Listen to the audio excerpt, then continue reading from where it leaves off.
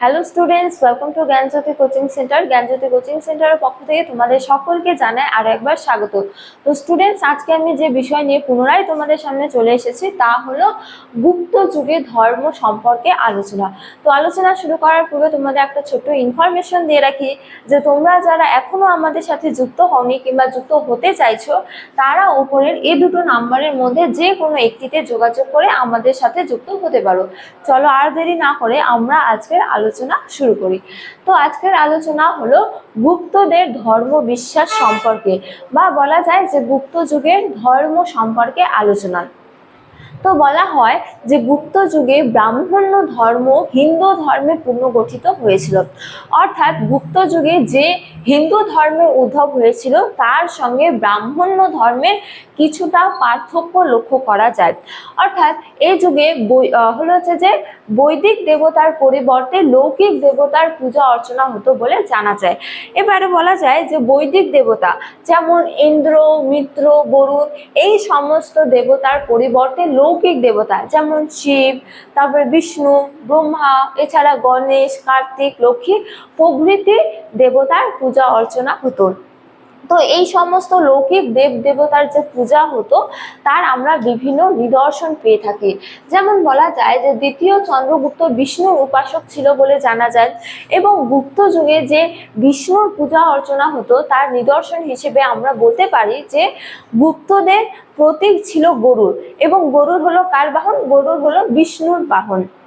তো এছাড়া গুপ্ত যুগের বিভিন্ন মুদ্রাগুলিতে আমরা বিষ্ণুর প্রতিকৃতি পেয়ে থাকি, যা মূলত গুপ্ত যুগে বিষ্ণুর পূজা অর্চনাকে ইঙ্গিত করে। এছাড়া কুমারগুপ্তের করমদণ্ডা লিপি থেকে জানা যায় যে কুমারগুপ্ত একটি শিবলিঙ্গ নির্মাণ করেছিলেন। এছাড়া স্কন্দগুপ্তের বিভিন্ন রৌপ্য মুদ্রায় আমরা শৈব ধর্মের কথা জানতে পারি। তো এ থেকে বোঝা যায় যে গুপ্ত যুগে বিষ্ণুর পাশাপাশি কিন্তু শিবের যথেষ্ট পূজা অর্চনা হতো। এরপরে বলা হয়েছে যে শক্তি পূজা। তো শক্তি পূজা বলতে মূলত স্ত্রী দেবতার আরাধনাকে বোঝানো হয়। তো শক্তি পূজা অর্থাৎ গুপ্ত যুগে লৌকিক দেবতার মধ্যে কিন্তু বিভিন্ন স্ত্রী দেবতারও পূজা অর্চনা হতো।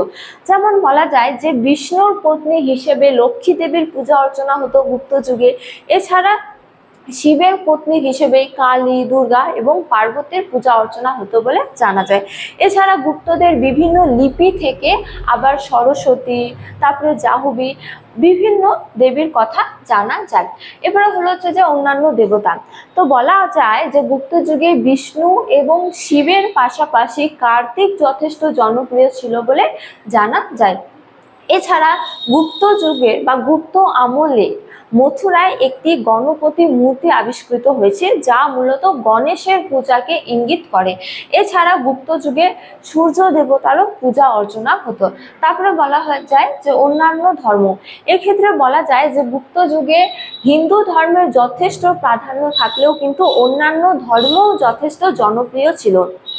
যেমন গুপ্ত সম্রাটরা কিন্তু পরধর্ম সহিষ্ণু ছিল, যার ফলে এই যুগে অন্যান্য ধর্মেরও যথেষ্ট প্রাধান্য ছিল।